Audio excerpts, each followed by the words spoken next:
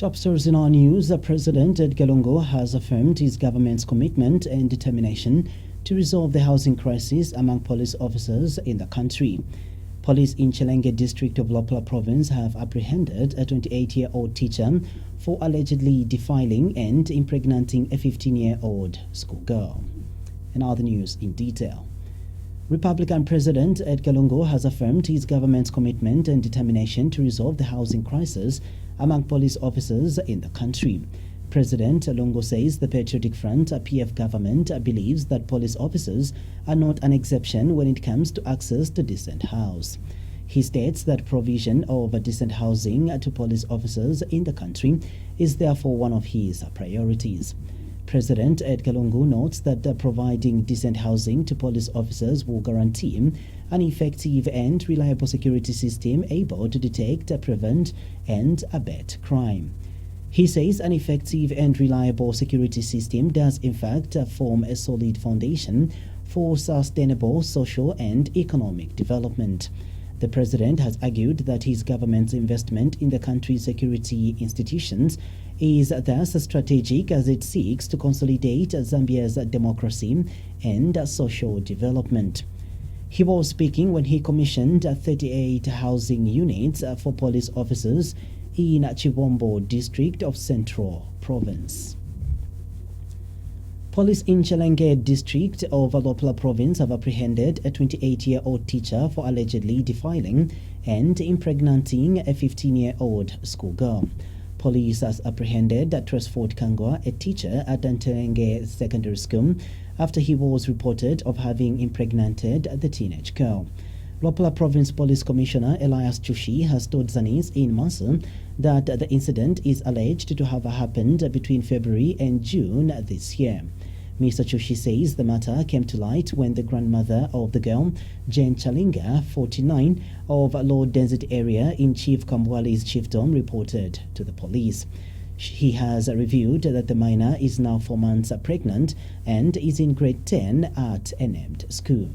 The Lopla Province Police Commissioner states that facts before the police were that Kangwa allegedly enticed the girl into having sexual relationship with him.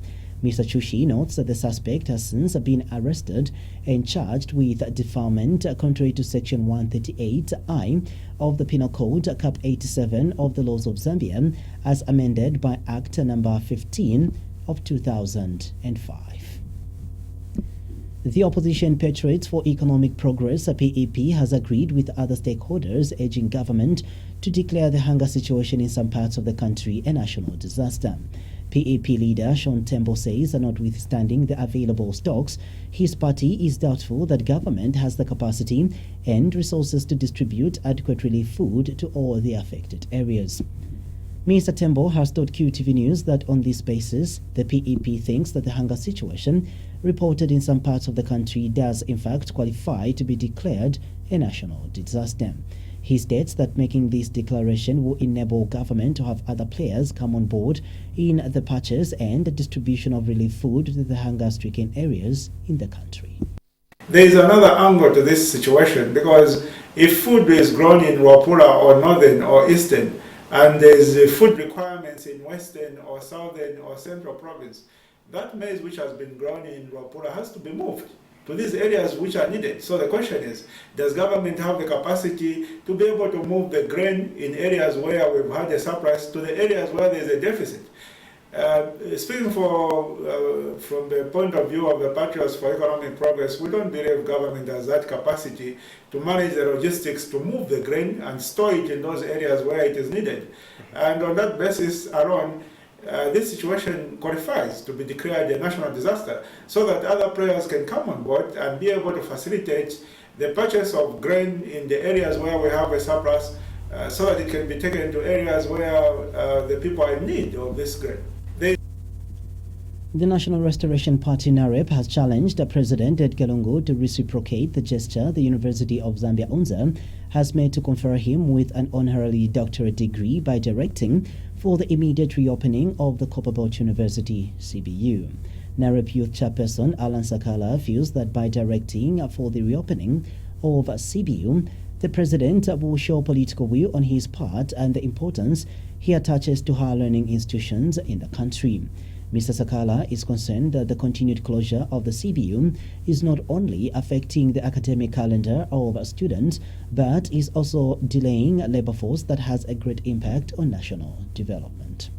We've actually noticed with great concern that despite our efforts to engage government, to discuss the reopening of CBU has continued to be closed. And this is of great concern to us because we are looking at, the academic calendar that has been disturbed so far. And it's not only the academic calendar, but we're also seeing the delayed labor force,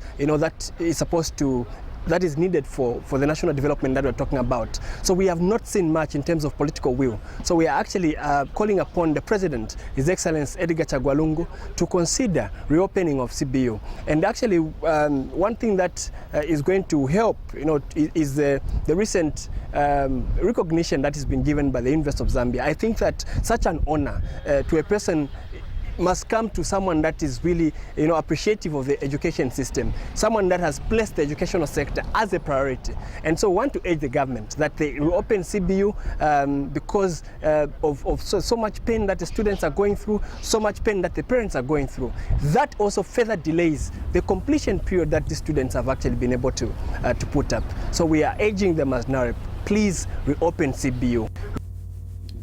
Visiting General Overseer of the Reformed Christian Church of God, Anok Adeboye, has a presentiment that Zambia is set for new spiritual transformation and economic progress. Delivering his sermon to hundreds of congregants at the Redeemed Lighthouse Church in Lusaka's Kalingalinga area, Pastor Adeboye said there is something special about Zambia, which is why he had to cancel several appointments just to come to Zambia to minister and be with God's people. The Nigerian-born clergyman prophesied a new beginning for Zambia that will see spiritual enlightenment and economic prosperity and fulfillment for Zambians. He urged Zambians to continue worshiping God because worship opens doors to miracles. And Minister of National Guidance and Religious Affairs, Godfrida Sumaili, said the visit of Pastor Adeboye to Zambia confirms that the country has been ushered into a special season.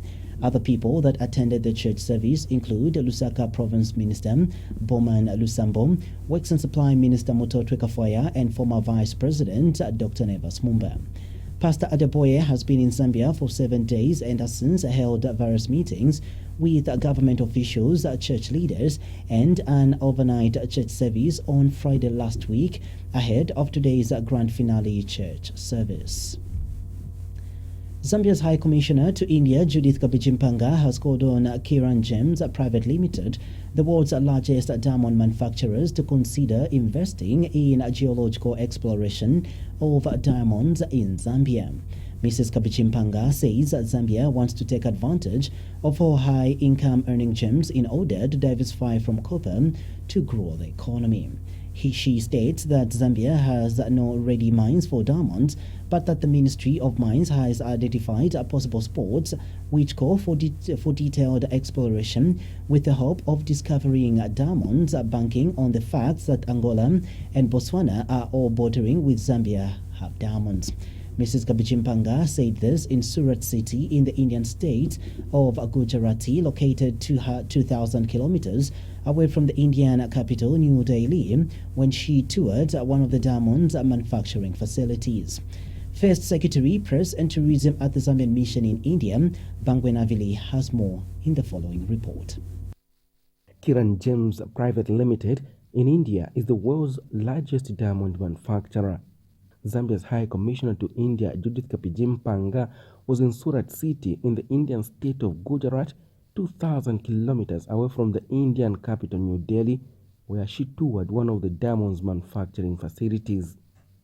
Zambia has no ready mines for diamonds, but that the Ministry of Mines has identified possible spots which call for detailed exploration with the hope of discovering diamonds, banking on the facts that Angola and Botswana, or bordering with Zambia, have diamonds. Kiran Gems Private Limited Chairman Vallabhbhai Patel said his company would table Zambia's proposal as a board. So that we meet up with you and see whether yourselves or your associates would be interested in coming into Zambia to start the exploration of exercise in diamonds. In a separate meeting, Gem and Jewelry Export Promotion Council of India, Gujarat State Regional Chairman Dinesh Navadia said he is willing to take 2 geologists to work with Zambian mining geologists for exploration purposes in August this year. Bangwenavile, Gujarat, India.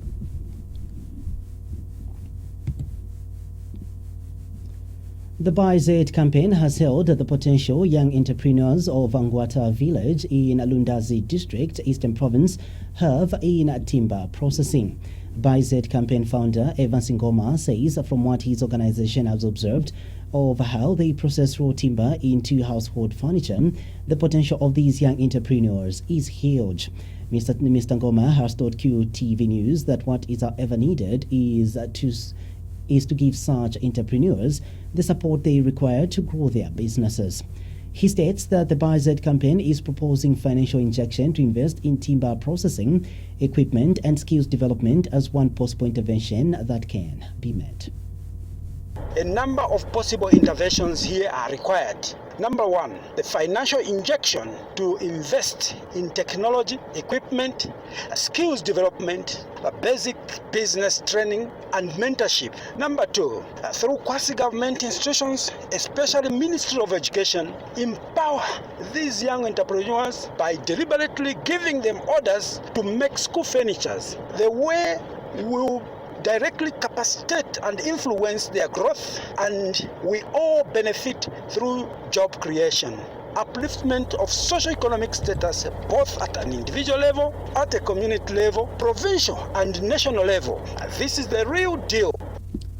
All People's Congress APC leader Nelson Musoni has advised government to stop trivializing the food crisis in some parts of the country as it is a potential serious looming national disaster. Mr. Musoni says he joins others calling upon government to declare the hunger crisis in the country a national disaster and subsequently declare it as an emergency. He feels that declaring the hunger situation as an emergency will be the right thing and responsible thing for the Patriotic Front government to do. We are shocked by the refusal of this government to declare a state of emergency. Looking at the portrait of the number of our citizens, the number of our people that are starving and lacking food, I think that no responsible government can behave in this manner and fashion. And again, we make this call to this government. Can you declare a state of emergency before it's too late? The overwhelming majority of our people have no food, and we ask you to act responsibly. The time to act is now. Declare a state of emergency. Our people are dying out of starvation and hunger, and we expect this government to act and act responsibly. Now is the time for this government to act. No time for procrastinated excuses that the extent of hunger does not warrant a state of emergency. We think that a state of emergency is the answer to the current food crisis in the nation. And finally, Milenge Member of Parliament Mwanza Mbulakulima has urged the people of his constituency to take advantage of the exercise that the local authorities have begun to issue out land. Mr. Mbulakulima is encouraging people in his areas who have the means and the capacity to attend the interviews being conducted by the local authorities. He has told QTV News that the interviews began this weekend. Untapped potential. That is what we are marketing to the rest of Zambia. In other parts of Zambia, we don't have adequate land. We do have. We don't have adequate water. We do have. Rain, we do have. The people very active. Now, what actually led to retardation of the area was the lack of amenities and facilities like good roads, electricity, and the rest. But now we have electricity. We have got roads that are not reliable. So why not go to Milenge and invest in Milenge? Starting this weekend, the council is actually giving land to the Zambian people. So those who have got the capacity or got the means must attend the interviews and invest in Milenge, because Milenge is the future overall. As we wrap it up for today, we take a look at stories making headlines. Republican President Edgar Lungu has affirmed his government's commitment and determination to resolve the housing crisis among police officers in the country. And police in Chelenge district of Lopla province have apprehended a 28-year-old teacher for allegedly defiling and impregnating a 15-year-old schoolgirl. That's it from our news desk. It's bye-bye and God bless.